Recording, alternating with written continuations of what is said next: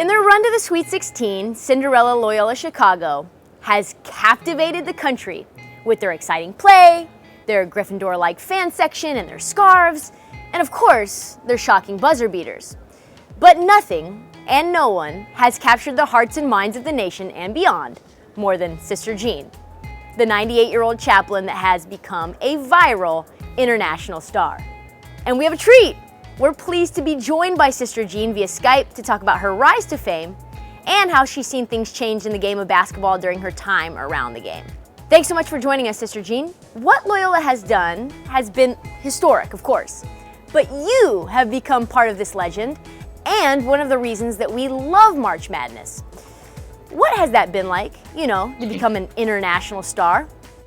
Well, I didn't know it had gone international until a friend called me and said, do you know that your articles are being picked up in the United Kingdom and in Mexico? And I said, oh no, that means international now. And so I sort of hung on to that a little bit. And I couldn't resist the other day when the reporter said national. I thought, oh no, I'm going to tell her. I didn't even know I was in the center until all my friends called me, because I haven't seen all the shows because I'm making them. And I don't even consider that little on the website where I'm slam dunking a ball. Did you see that? Slam dunking a ball where they put me in a habit and in my wheelchair. And the only reason I'm in a wheelchair is because I broke my hip. And perhaps people think I'm there because I'm 98. No, I'm going to break that. You were 43 when Loyola-Chicago changed the game of basketball by having a predominantly African-American lineup in an NCAA tournament in 1963. Can you talk about what you remember about that time and the role that your university played? Well, it was not an artificial arrangement at all. But George Ireland, who was the coach at that time and whose name is known all over, is just picked out the best players.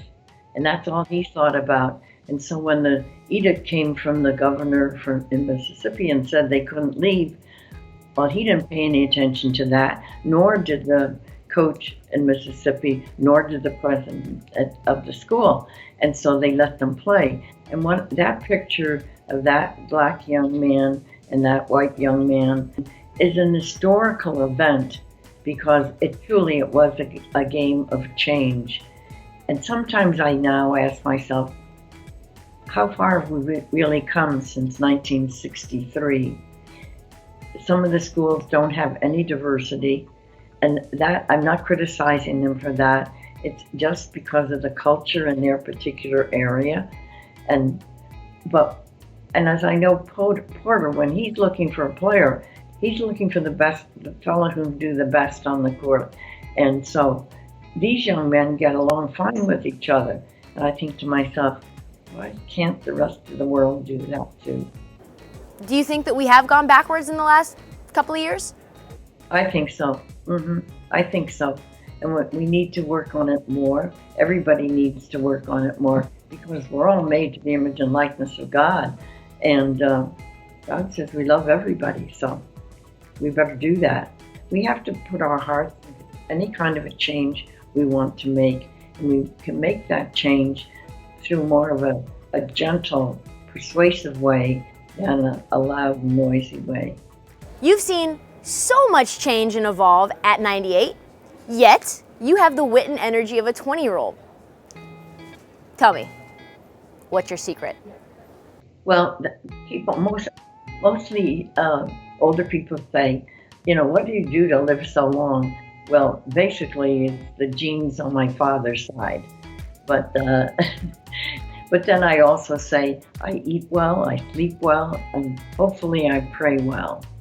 And then right now, when I talk about eating, somebody said to me the other day, oh, should you be eating that? And I said, well, 98, what difference does it make? But it's just that I try to be calm in my life. We meditate every day, and I think society does not do that much anymore, and so we need to do that. We know that you're a fountain of knowledge who's well-versed in the game with your scouting reports, and you had the Ramblers losing in the Sweet 16. What's your prediction now? My second bracket is what I call my Cinderella dream bracket. And one of the reporters said to me, "We're not going to think about that because we know what that one is."